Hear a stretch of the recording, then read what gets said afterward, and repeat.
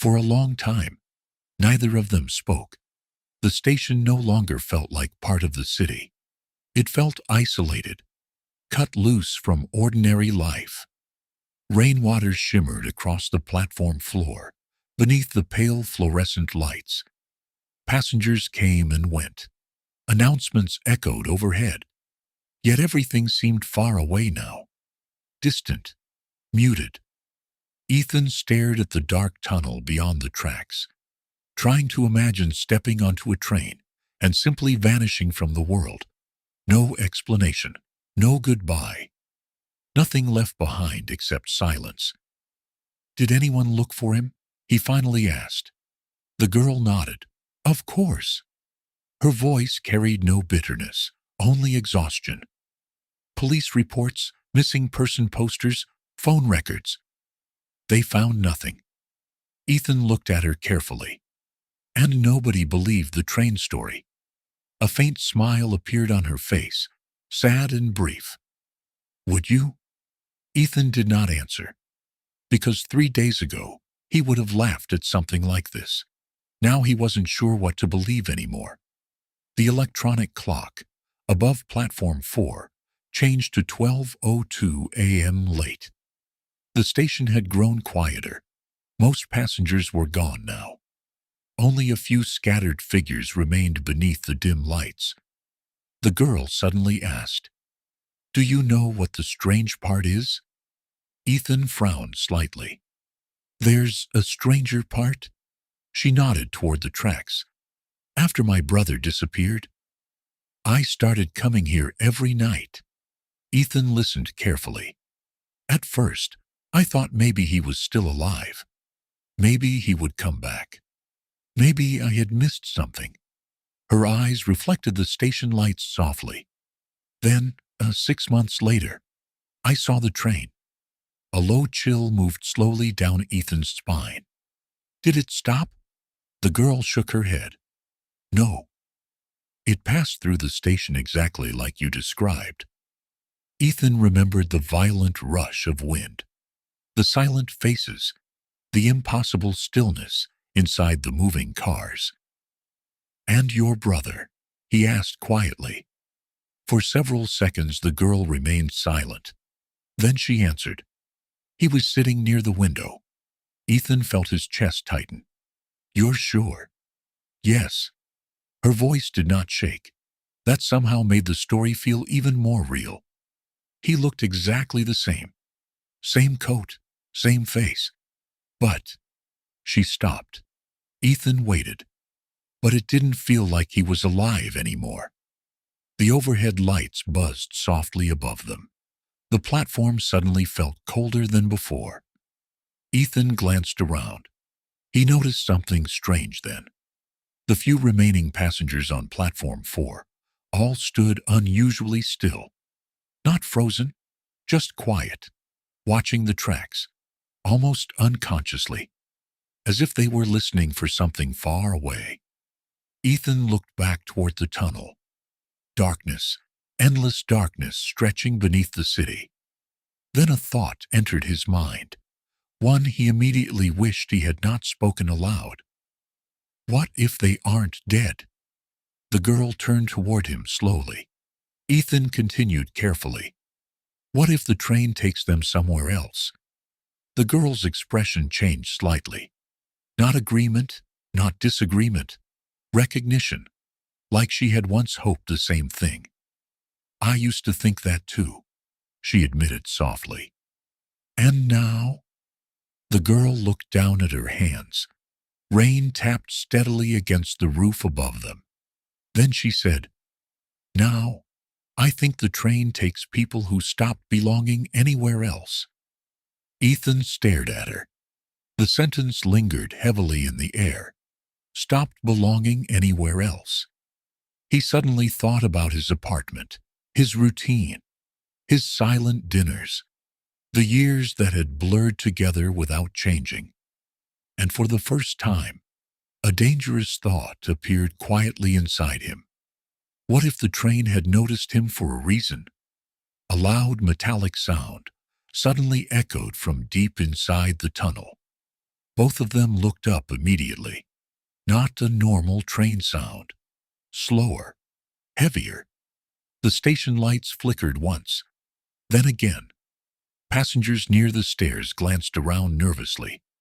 The electronic schedule board went black for 2 full seconds. When it returned, every line of text had disappeared. Only one message remained glowing across the screen. Arriving soon. No platform number, no train name, just those 2 words. The girl's face lost all color, and very quietly, almost under her breath, she whispered, "It's early tonight." The station became silent. Not ordinary silence. Not the quiet pause between announcements or passing conversations. This silence felt wrong, heavy, as if the entire station were holding its breath. Even the rain outside seemed distant now. Ethan stared at the glowing words on the schedule board. Arriving soon. The message flickered faintly against the darkness. No departure times, no station names. Nothing else remained. Around the platform, passengers slowly began noticing something was wrong. A businessman frowned at the board. A woman near the stairs checked her phone repeatedly. Someone laughed nervously, but nobody left. That was the strange part. Everyone simply stayed where they were, waiting. The girl stepped closer to Ethan. For the first time since meeting her, genuine fear appeared openly on her face. "You need to leave," she whispered. Ethan looked at her. "What about you?" She didn't answer immediately. Instead, she watched the dark tunnel beyond the tracks, listening. Then Ethan heard it too. A low metallic sound, far away. Slow wheels turning somewhere beneath the city. Not fast like a normal train. Deliberate, measured, coming closer. The overhead lights dimmed slightly. Passengers across the platform became unnaturally still again. A teenage boy slowly lowered his phone. An elderly man stopped walking halfway to the stairs. Even the station employee inside the ticket booth stared silently toward the tunnel. Ethan suddenly understood something horrifying. It was not just him anymore. They could all feel it. The girl grabbed Ethan's sleeve suddenly. Her hand felt ice cold. "Don't look at them," she said quickly. "Who?" But Ethan already knew. The passengers. If the train arrived again, the passengers would be there, watching. The metallic sound grew louder. Closer now. Deep within the tunnel, darkness shifted. Then Ethan saw something impossible. Light. But not white train headlights. This light was pale blue, soft, almost underwater in color. It slowly spread across the tunnel walls as the sound approached. Nobody on the platform moved. Nobody spoke. The entire station seemed trapped inside a frozen moment. Then the electronic announcement system activated suddenly. Static burst through the speakers. A broken voice struggled beneath heavy interference. "The train now, arriving." The sentence cut off violently. More static. Then silence again. The pale blue light reached the edge of the tunnel. Ethan's heartbeat pounded painfully inside his chest. The girl's grip tightened around his sleeve. "Whatever happens," she whispered, "don't step closer." The train emerged slowly from the darkness. Everything about it felt wrong. The shape looked older than the normal city trains. The silver surface was darker, worn, almost colorless beneath the station lights. No destination name appeared above the windows. And the windows themselves. Ethan immediately wished he had not looked at them.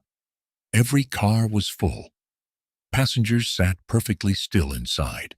Men, women, children, all silent, all facing the platform, watching. The train slowed gently as it entered the station. Metal screamed softly against the tracks. The sound echoed unnaturally through the empty air. Then the train stopped. For the first time, directly in front of Ethan. The doors remained closed. Nobody moved inside. Dozens of pale faces stared outward, beneath the dim interior lights. Ethan could not breathe properly. Some passengers looked ordinary. Others looked distant, faded somehow, like old photographs left too long in sunlight. Then Ethan noticed something worse. Several passengers were people he recognized from the station. The old man from Riverside Station. A woman he had seen buying newspapers every morning. A teenage boy who sometimes slept on the late train, all seated silently together, as though they had always belonged there. The girl beside Ethan trembled slightly. Her eyes searched the windows desperately, looking for someone. Then she froze completely. Ethan followed her gaze. Near the center car, a young man sat beside the window wearing a dark winter coat, motionless, watching the platform. The girl's brother. Even from several meters away, Ethan understood immediately, because the sadness on her face was unbearable. The young man slowly raised one hand toward the glass, not waving, not calling for help, just touching the window softly from the inside. The girl took one unconscious step forward. The train doors opened. The sound of the opening doors echoed through the station like a long breath. Soft, mechanical, final. Warm air drifted out from inside the train. Not cold, not threatening. That somehow made it worse, because the train did not feel violent. It felt welcoming. The passengers inside remained perfectly silent. None of them moved. None of them blinked. Only watched. The girl stared at her brother through the open doorway. For a moment, she looked very young, not mysterious, not calm, just someone who had been waiting too long. Ethan spoke quickly. "Don't." She did not respond. Her eyes never left the train. "He's still there," she whispered.